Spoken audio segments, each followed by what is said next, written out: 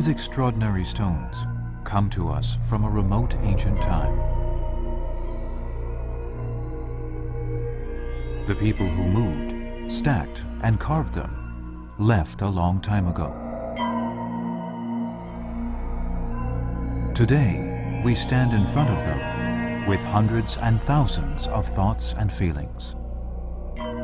One day, we will eventually perish, but these stones will last forever because they've been made immortal.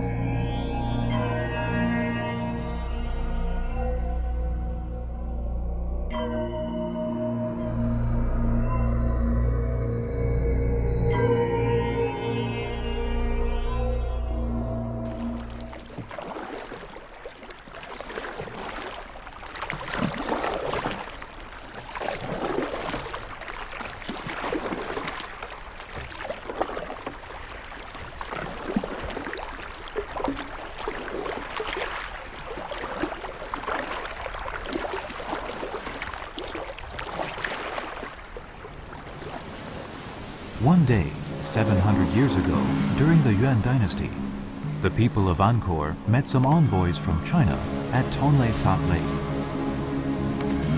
Among these envoys from China, there was one named Zhou Daguan. He was from Yongjia in Wenzhou, Zhejiang province. On the 24th of March, 1295, Zhou Daguan, an attaché of a Chinese diplomatic delegation, started the journey from Wenzhou, Zhejiang, riding the trade winds to the estuary of the Mekong River.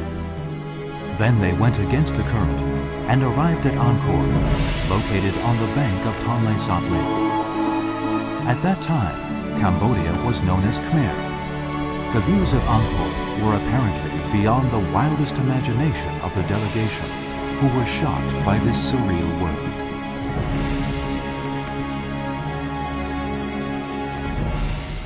Zhou Daguan and the delegation stayed in Angkor, the capital city of Khmer, for a year. Later on, Zhou wrote The Customs of Khmer, the first record of Angkor written by someone from the outside world.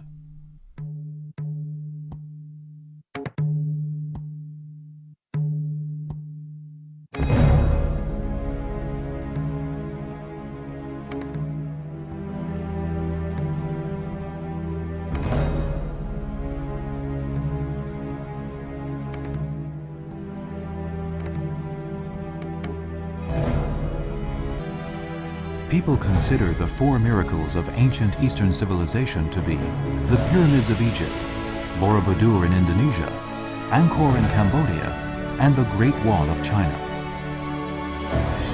From the 9th to the 15th century, Angkor was the capital city of Cambodia.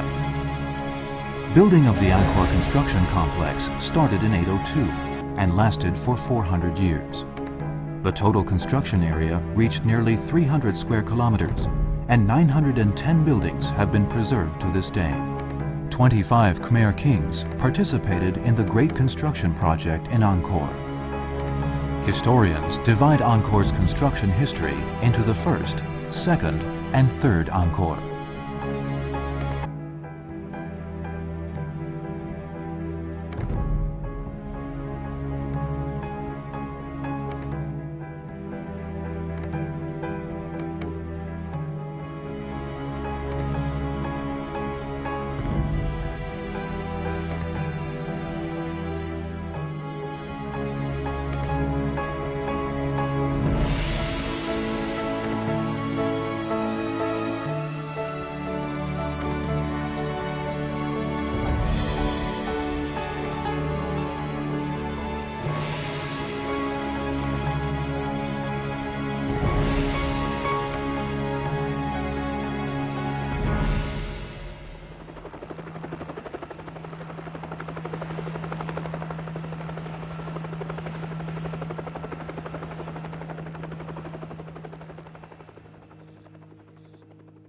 The Lansang-Mekong River flows more than 4,000 kilometers southward from the Qinghai Tibet Plateau. It then slows down gradually in the middle of Cambodia, leaving sediment that has become the area's best soil and creating what has been Asia's most prosperous farmland for the last 1,000 years. Ancient Eastern civilization started from here, and Angkor Wat is not the only temple in this place. In the vast area from the source of the river to the sea, there are temples and altars almost everywhere. It's a place where human beings coexist in harmony with gods and goddesses.